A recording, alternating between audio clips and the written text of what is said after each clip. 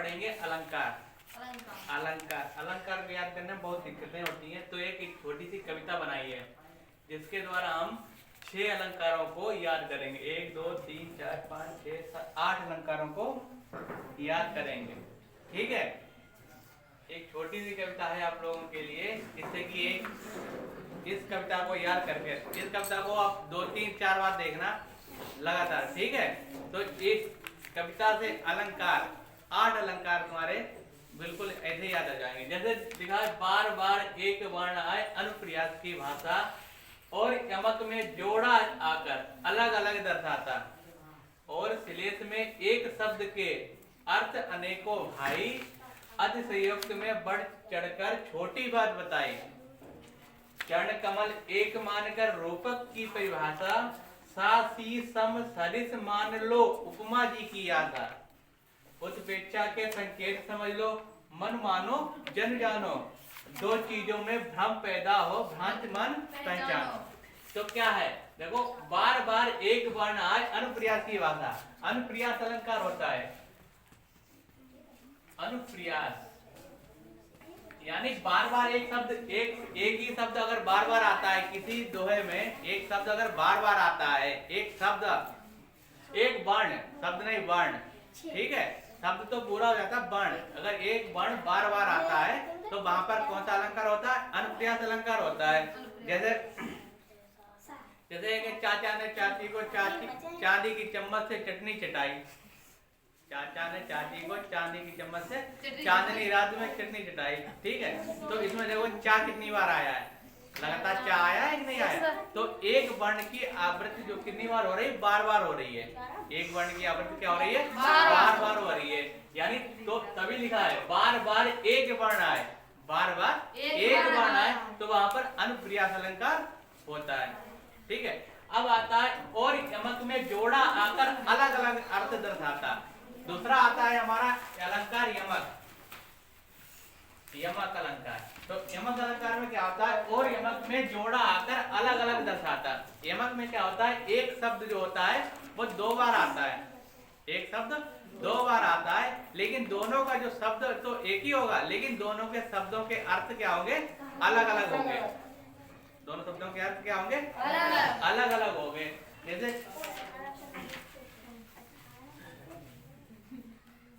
वो दो है कनक कनक से सौगुनी। क्या है? कनक कनक, कनक और कनक। देखो एक ही शब्द एक ही है, दोनों शब्द एक ही है। कनक कनक से सौगुनी, अब मादक का अधिकार या खाए बोराज व पाए बोराज। तो कनक कनक का अर्थ है, एक को कनक का अर्थ होता है धतूरा। एक कनक का इसमें क्या अर्थ है? धतूरा। और दूसरे कनक का अर्थ है सोना। एक कनक का अर्थ है धतूरा और दूसरे का अर्थ है सोना।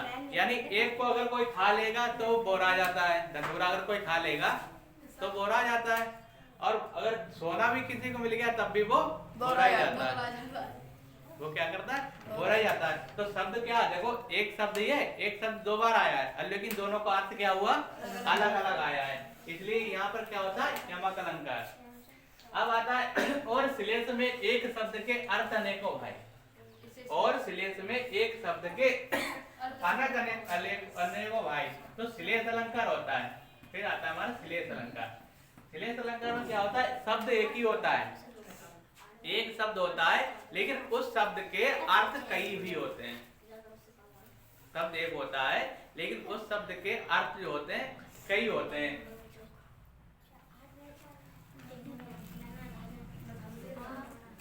तो देखो इसमें आता है, वो सुना होगा तुमने रहीमन का, रहीमन पानी रा किए बिन पानी सब सुन, पानी गे ना उबरे मोती मानिस चून। मोती मानिस और चून, यानी इसका क्या अर्थ है?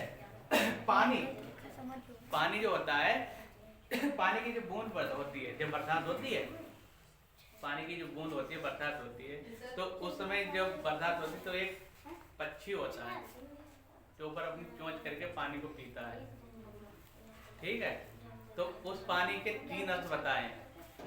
उस पानी के 3 अर्थ बताएं। तो उस पानी के लिए जो पानी जो है वो पक्षी के लिए अमृत बताया है।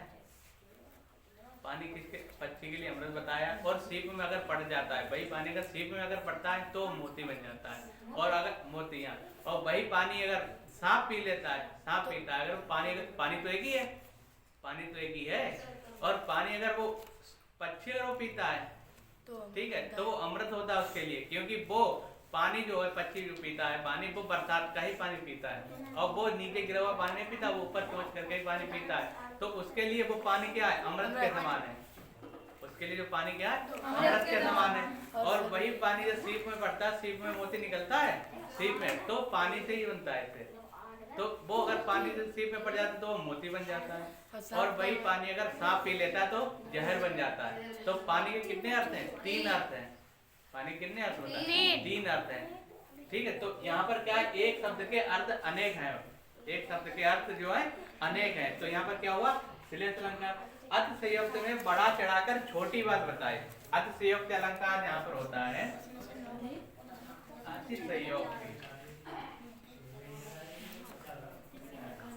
अर्थ अलंकार। अर्थ अलंकार में क्या होता है कि छोटी बात को बहुत बड़ा चढ़ाकर बता दिया जाता है। छोटी बात जो होती है उसे बहुत बड़ा चढ़ाकर बता दिया जाता है।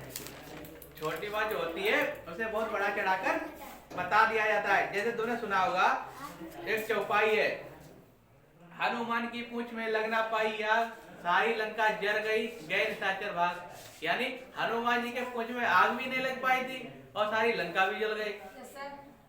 चौपाई है, हनुमान की पूंछ में लगना पाई आग और सारी लंका जल गई, गए निशाचर भाग।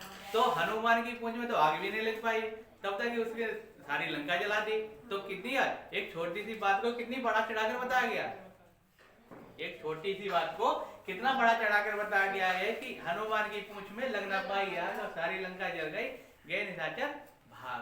तो यहाँ पर क्या हुआ, यानी कि बहुत छोटी बात को बहुत बड़ा चढ़ाकर बताया जाता है। छोटी बात को बहुत बड़ा चढ़ाकर बताया जाता है, तो इसे क्या कहते हैं, अर्थ संयुक्त अलंकार। अब आता है चरण कमल एक मानकर रूपक की परिभाषा। चरण और कमल,